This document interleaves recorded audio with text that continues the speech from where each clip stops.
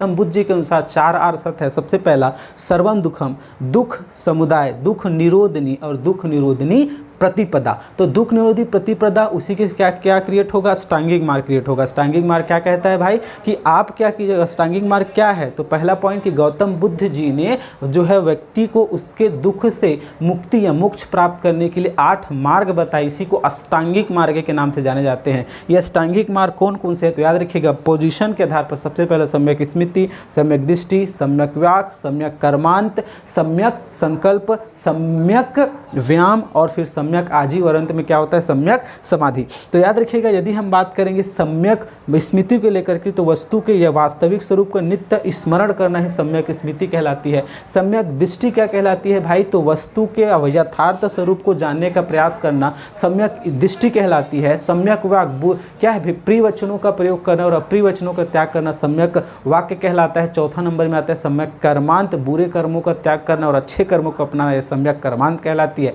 सम्यक संकल्प, प्रिय वचनों का प्रयोग करना या प्रिय चीज़ों का प्रयोग करना और अप्रिय का त्याग करने का संकल्प लेना, यही सम्यक संकल्प कहलाती है। सम्यक संकल्प के बाद आता है सम्यक व्यायाम। सम्यक व्यायाम मतलब क्या है भाई, प्रिय वचनों का प्रयोग करना और अप्रिय वचनों का त्याग कर देना, यही सम्यक व्यायाम कहलाती है। सम्यक व्यायाम के बाद आता है सम्यक आजीव, अर्थात उचित तरीके से अच्छे तरीके से जीविकोपार्जन करना, यही सम्यक आजीव कहलाती है। और अंतिम में आता है सम्यक समाधि, ध्यान की वह अवस्था जिसमें आप उस परम तत्व ब्रह्म रूपी तत्व से साक्षात्कार होते हैं और अंत में आपके जो है सारे दुख क्या हो जाते हैं, मिट जाते हैं, तो वही कहलाता है सम्यक समाधि। तो जब आप इस 8 मार्ग को क्या कर लेते हैं, फॉलो कर लेते हैं, तो आपके जीवन से दुख क्या हो जाएंगे, नष्ट हो जाएंगे।